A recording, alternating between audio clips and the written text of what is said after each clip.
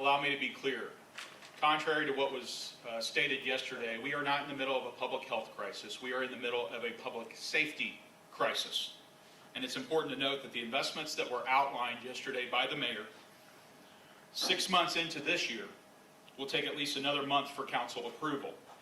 That means that the summer surge within the surge will already have taken multiple more lives before our leaders, our elected leaders, have even crossed the start line.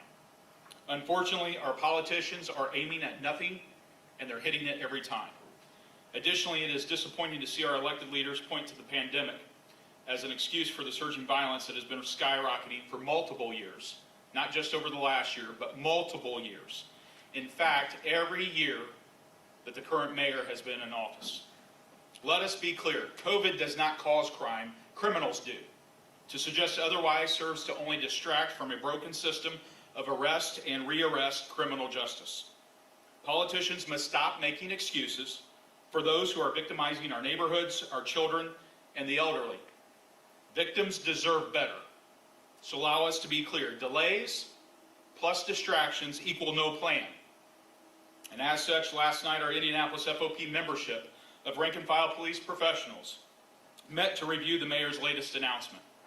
At their direction, they unanimously voted to declare that Indianapolis is a city in crisis. A crisis of crime, a crisis of violence, and a crisis of confidence. Those who are sworn to protect this city want the residents of Indianapolis and Central Indiana to know that this latest mayor's announcement does nothing to address the urgency of the matter at hand. The state capital region is set to go off the cliff this summer, falling into a catastrophic state of emergency. Indianapolis police are declaring a public safety crisis and calling for immediate actions.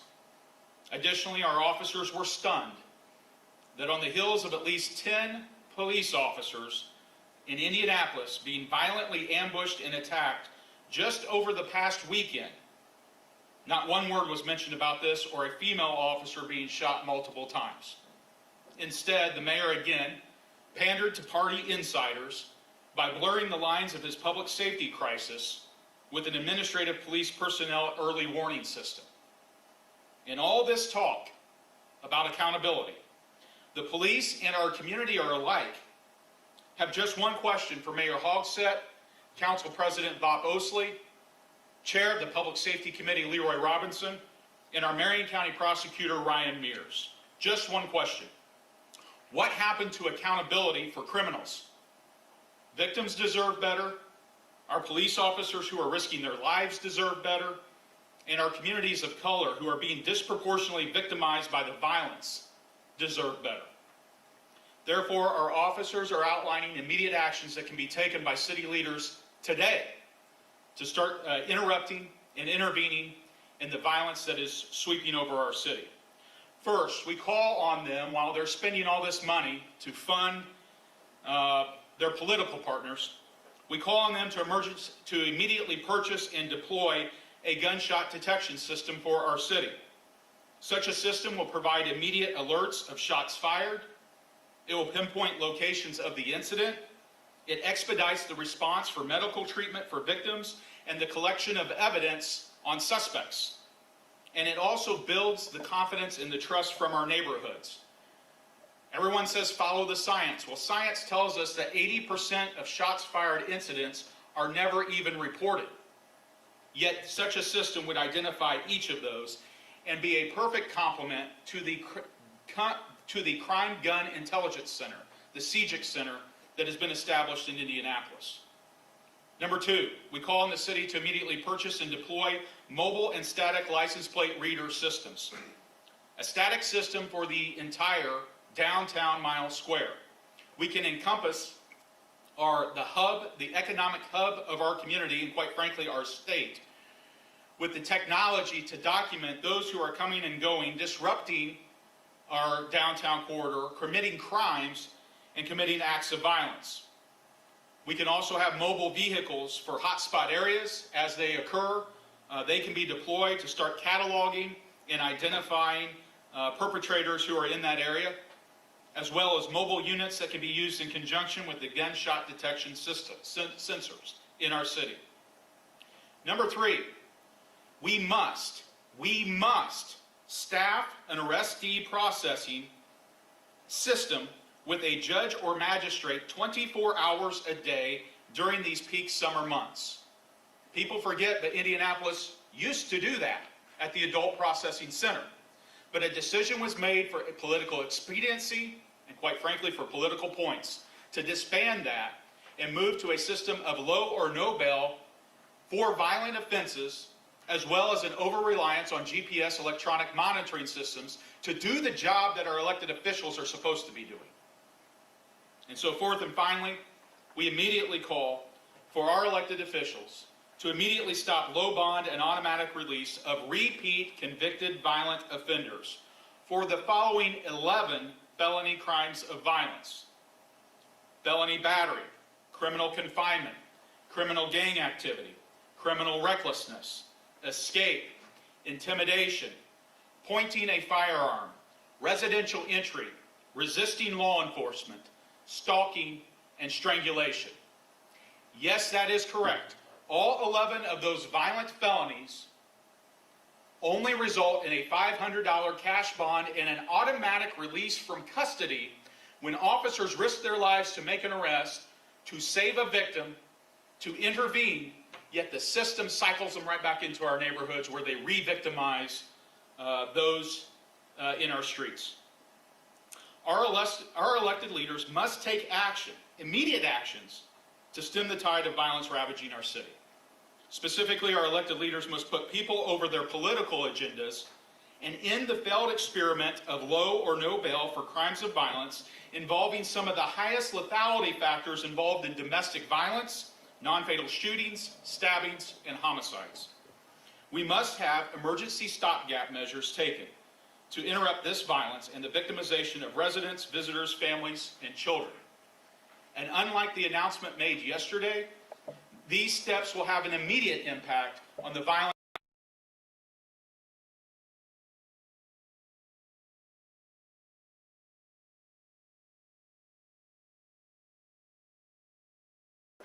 The significance of that is that, quite frankly, it's an initial step. It's an initial step that is moving in the direction of clearly outlining the confidence or the lack of confidence that our officers have in our elected leaders. They are put there by the voters. We are very cognizant of that. However, it's the very voters that are suffering because of the vacuum of leadership that is within our city.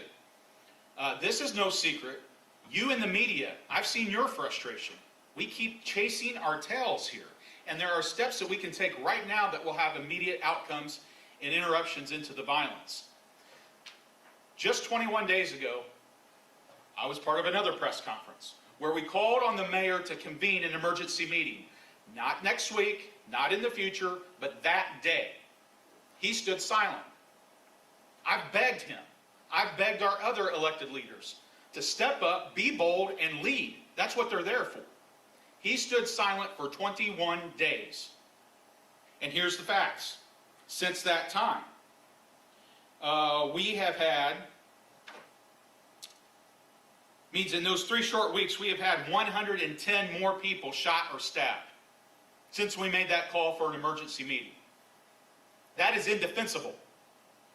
When the #1 job of our elected leaders is the safety of the public, that is indefensible and it's shameful.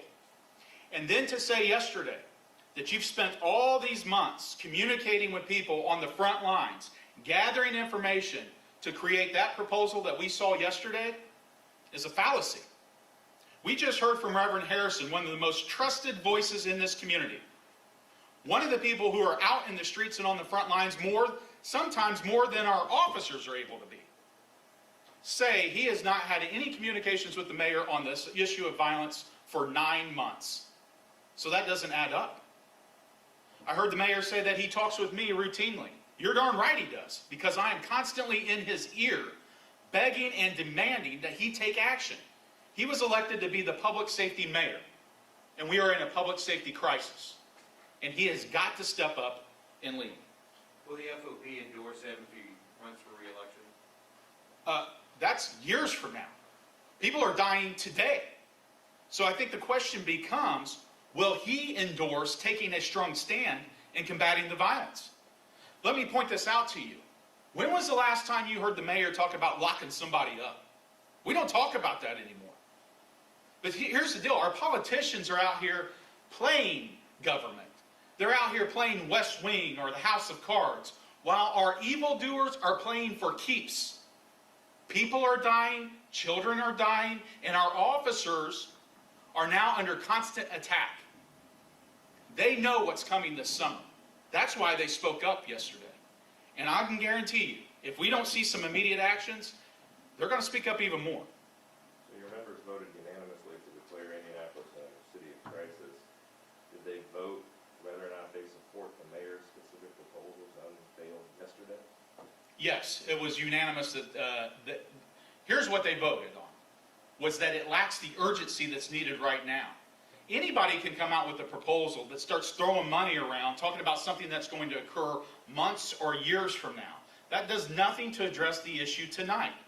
21 days ago, you were at the same press conference, and I said, tonight, this weekend, people are going to be victims of violence. You just saw 110 people have been shot or stabbed since then.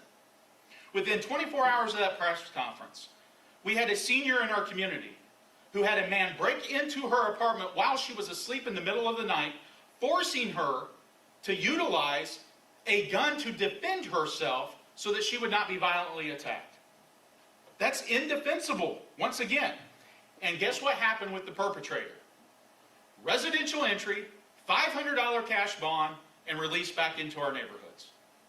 How on earth does this make sense to anyone? So, again, we're making this call. Our members voted. They're the ones that are going to be out in the neighborhoods all weekend long, going into next week, in the middle of this violence, alongside our residents. And we want to know where will our politicians be. The one thing they can do, because they're not putting on a body armor, a ballistic vest like our officers, and going out and risking their lives. The one thing they can do, they're in a position to do, is to make the changes, make the funding changes, and get the solutions on the table that will protect the lives of the ones who are out there risking their lives, as well as our residents. Now, this hasn't been a secret. We've been talking about this for years. And this is what I always say. If your work has proven fruitful, point me to your outcomes. Point me to the outcomes of these violence interrupters, or whatever they're called today. Point me to their outcomes.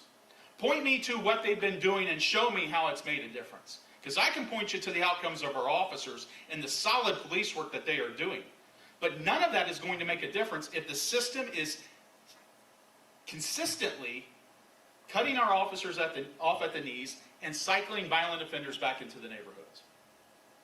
So with these proposals, what do you need to see happen next? What do you want city leaders to do now with this information? Well, again, the mayor could convene the emergency meeting today, this afternoon, right now, before we go into the weekend. I believe he's out today talking about what he likes to call gun violence. By the way, it is violence. It's ravaging our city. It's not just guns, but as our officers who were violently attacked with a knife just last weekend can attest to, it's knives, edged weapons, clubs, vehicles, anything people can get a hold of, because it's backed by violence. So rather than doing all that, how about he does this? Why does he support a system that gives low or no bond for gun crimes? Now, he's the former federal prosecutor, right? Now he's got to play the elected leader. Why does he support a system that does that? Why do we have a prosecutor who has become more of a public defender than the prosecutor for the state that supports a system where we're allowing people out on low or no bonds on allegations of violence when they are a known, repeated, convicted violent offender? Why?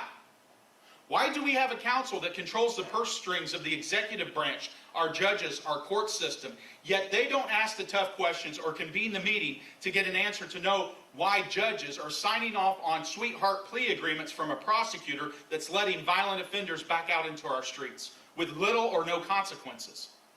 Why? We have person after person being slaughtered out here, and you go back and you research when we know who the offender is. You go back and research it, and they have crimes and criminal histories that, had they been held accountable according to what they were convicted of, They could not have been there to take the life of that person. Those are preventable homicides. And it's not a few. It's not a few.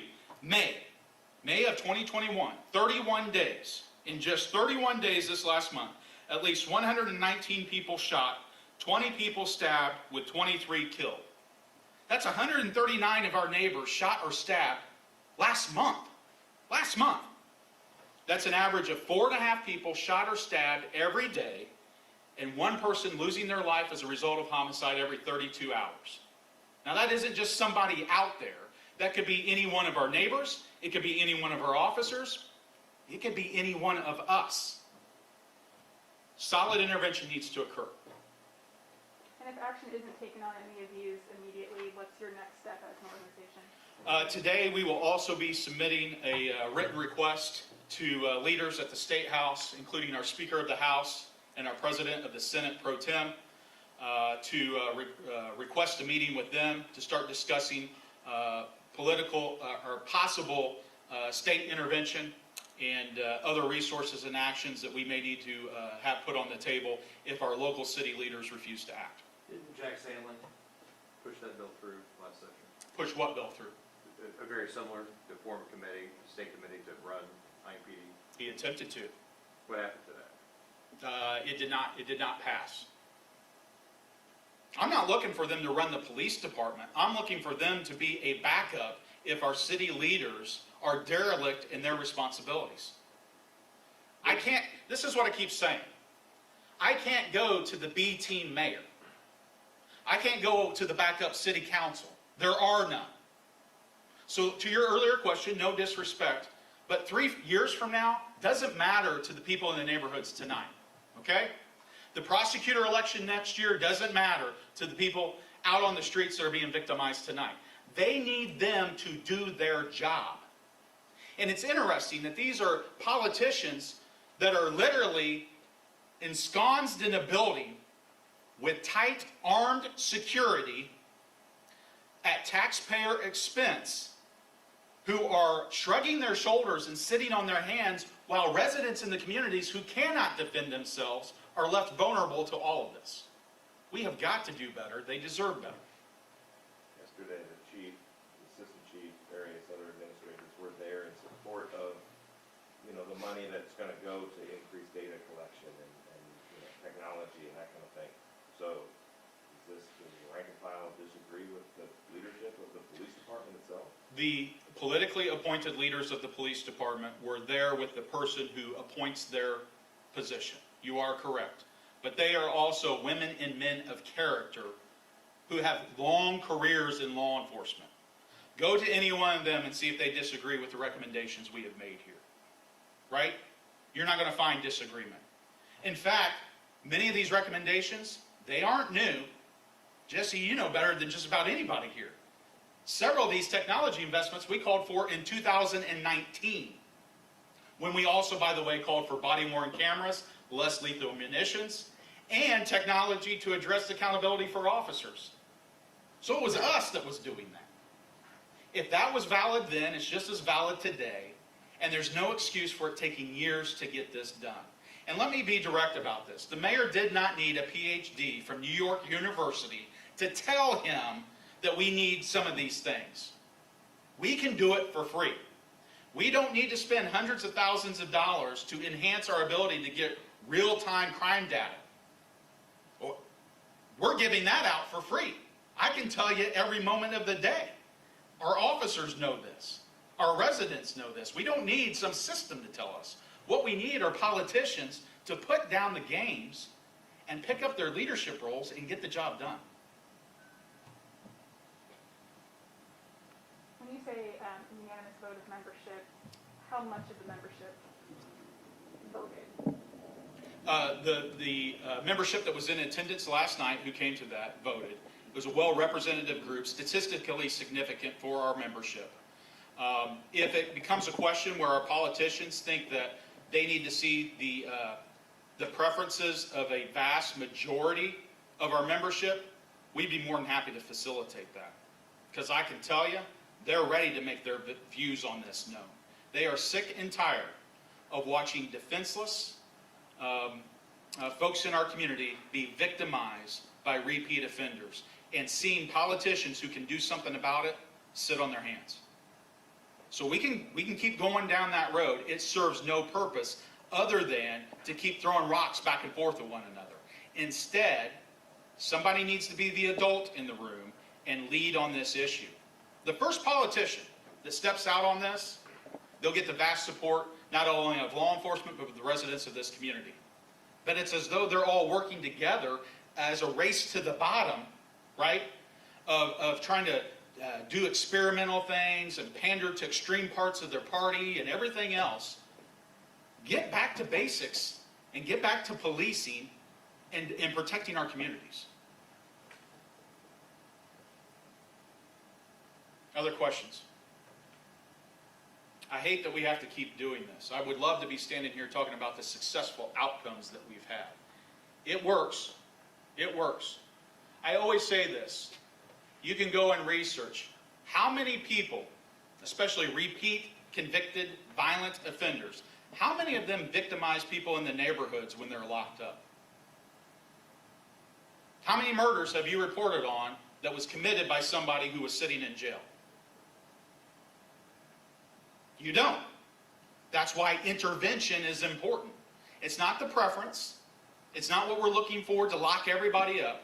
But we are looking to single out people who are repeatedly victimizing our community, separate them from the community, and prevent them from doing that anymore.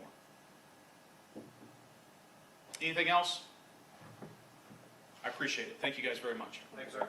Thank you.